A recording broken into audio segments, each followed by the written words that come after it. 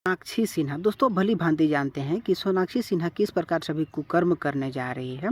वो ना अपना इज़्ज़त परवाह, खैर उसका तो अपना इज़्ज़त है ही नहीं, क्योंकि आप कुछ ही फ़िल्मों में देखे होंगे, लेकिन किस प्रकार से उसका इज़्ज़त अपने उछालती है वो अब आप भली-भांति देखे होंगे।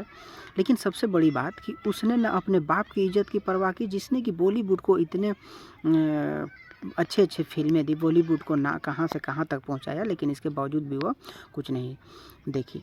लेकिन मैं आपको एक बात बता देना चाहता हूँ कि एक थे बिंदेश्वरी प्रसाद सिन्हा, जो कि पटना के बहुत ही नामी-गिरामी डॉक्टर थे और पेशे से वकील भी थे। तो प्रचलित व्यक्ति तो थे ही, लेकिन उनका कोई भी औलाद, कोई भी संतान नहीं हो रहा था। तो किसी ने सलाह दिया, तो वो राम जी के शरण में गए, पूजा-पाठ, बहुत ही, खैर पहले से ही बहुत ही धार्मिक व्यक्ति थे।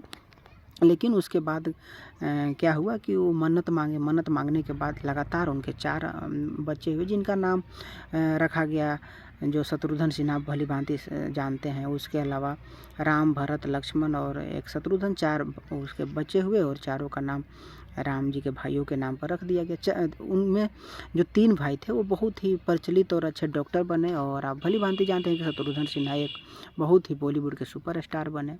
और इसके बाद सबका अलग-अलग अपना बिजनेस चलने लगा जिस प्रकार से। तो फिर सोनाक्षी सिन्हा जो है वो आप भली-भांति जानते हैं कि शत्रुघ्न सिन्हा के बेटी है।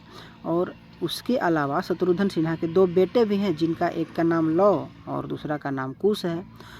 और इतना उनका भी, जो शत्रुघ्न सिन्हा थे, उनका भी भगवान के प्रति बहुत ही स्नेह था, वो भी बहुत ही धार्मिक व्यक्ति थे, और इसीलिए उन्होंने अपना घर का नाम रखा रामायण।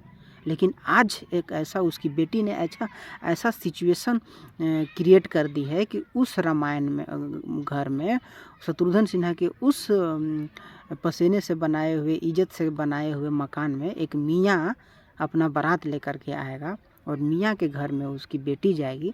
तो सोचिए कि उस व्यक्ति के मन में, उस व्यक्ति के अंदर, उसके कलेजे को किस प्रकार से झकझोर रही होगी कि हमने अपने बेटी को क्या परवरिश किया, क्या शिक्षा दी कि आज हमारे घर में एक मियाँ बारात लेकर के आ रहा है, और हमारे घर की बेटी, जो कि हमारा घर इतना धार्मिक था, वो किसी मियाँ के घर में जाएगी, और वहाँ पर किस प्रकार से उसे रखा जाएगा, क्या-क्या चीज़ खिलाया जाएगा। इस चीज़ को आप सोच सकते हैं, अपने मन में चिंतन कर सकते हैं।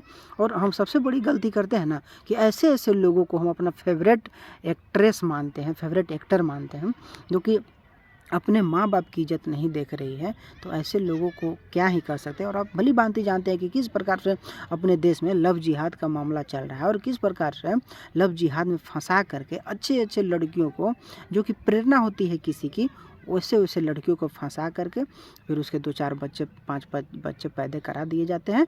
इसके बाद उसे छोड़ दिया जाता है।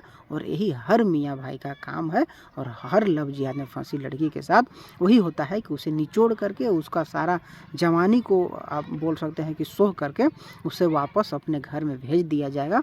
और आप देख लीजिएगा ऐसा होगा।